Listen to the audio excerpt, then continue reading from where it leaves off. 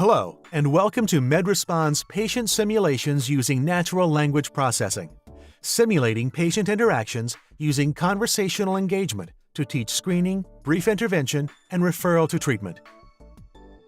The U.S. Department of Defense needed to effectively train medical personnel at all levels to conduct screening, brief intervention, and referral to treatment, or SBIRT, for risky alcohol use.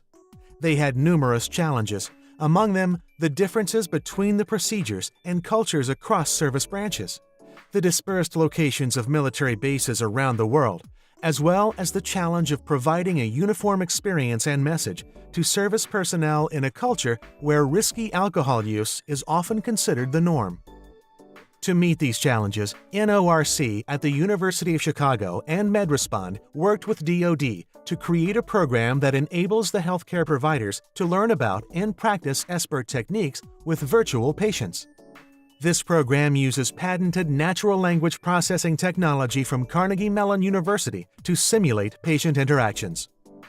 Short, didactic segments cover screening using the Audit Screening Questionnaire, the brief negotiated interview model, which incorporates motivational interviewing and cognitive behavioral therapy techniques, and the military's own procedures around referral to treatment.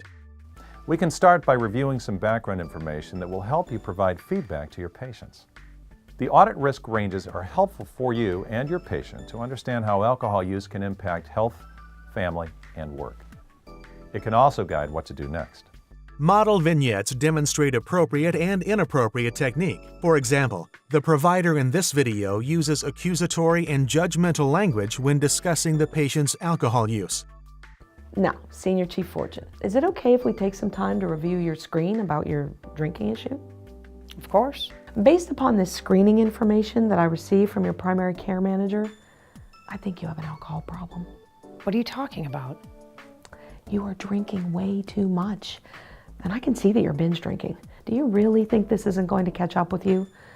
You're on your way to a DUI during one of these outings with your friends. Whereas this provider keeps his tone neutral and relates facts rather than judgments.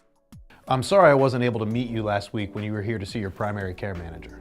I understand that you and your PCM talked about seeing me further to discuss low-risk alcohol use. Would you mind if I started by asking you a few questions about your alcohol use? Yes, go ahead. I would like to ask about your alcohol use over the past year. I ask all patients these questions because sometimes alcohol plays some role in the medical problems that lead them to seek healthcare services. Sometimes alcohol becomes or is the problem. This is simply to help me provide the best care that I can. Are you okay with answering a few questions about that? Go ahead, but I don't have a problem with my drinking. Thank you. I understand. The didactic segments are supplemented with resources that users can download and use in their clinical practice. After each didactic segment, users are given the chance to practice what they've learned with virtual patients. Each skill practice scenario begins with a short patient introduction. The host explains what information is needed from the patient, and the user must then type in what they would say to the patient. Watch this example. First, let's meet Mrs. Teresa Caulfield. Mrs. Teresa Caulfield is a 24-year-old married kindergarten teacher. She is the wife of an active duty member and has no children. It is shown with a score of 7, placing her at moderate risk. How would you ask Mrs. Caulfield to review the screening?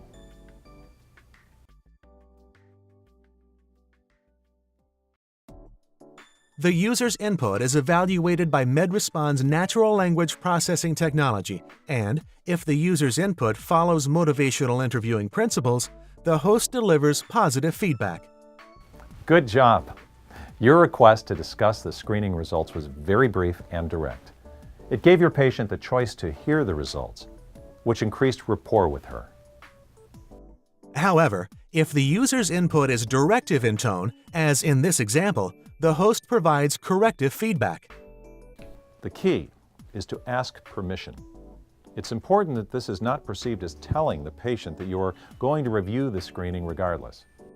After the user completes the didactic segments and skill practices, they begin the patient simulation, in which users must complete a full SBIRT interaction. typing in what they would say to their patient at each step of the interview. In this simulation, feedback comes first in the form of the patient's reaction. For instance, if the user's tone is too directive, the patient will become non-compliant. If the tone is accusatory, the patient will react with defensiveness. Post-feedback follows the patient reaction to affirm or correct the user's technique. Watch this example from the patient simulation. Given the answers from the assessment and the patient's history, how would you bring attention to the possibility that the patient's drinking may at times exceed low-risk drinking guidelines of no more than 4 drinks per day or 14 per week? I don't know what you mean. I don't keep an exact count, but I'd say I drink just at or below those levels usually.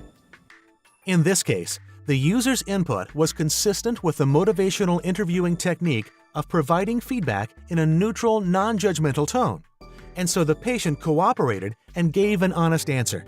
However, watch what happens if the user provides feedback in an accusatory manner instead.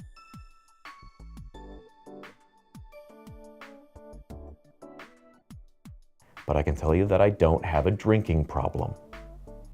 When faced with feedback delivered in an accusatory manner, the virtual patient reacts with defensiveness. This becomes another teachable moment for the user, as they are then asked to watch a model example of how to deliver feedback about risky drinking levels.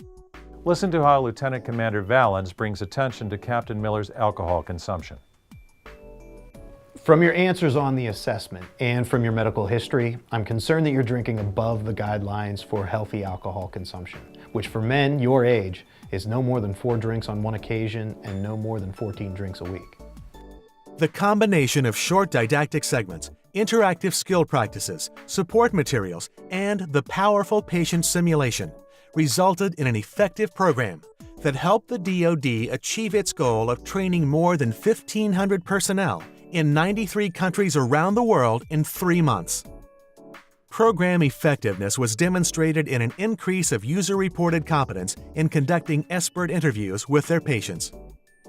Thank you for taking the time to learn about our natural language processing powered patient simulation for screening, brief intervention, and referral to treatment. We're happy to discuss our other SBIRT implementations, which have been used to train pharmacists, medical residents, nurses, and social workers across the U.S. MedRespond's conversational engagement platform has also helped to prepare patients for open-heart surgery, increase participation in clinical trials research, educate cancer patients on oral chemotherapy, and support individuals and family members affected by mental illness. We'd love to hear how your providers and patients could benefit from a conversational engagement program. Please call us at 412-488-7000 or visit medrespond.com.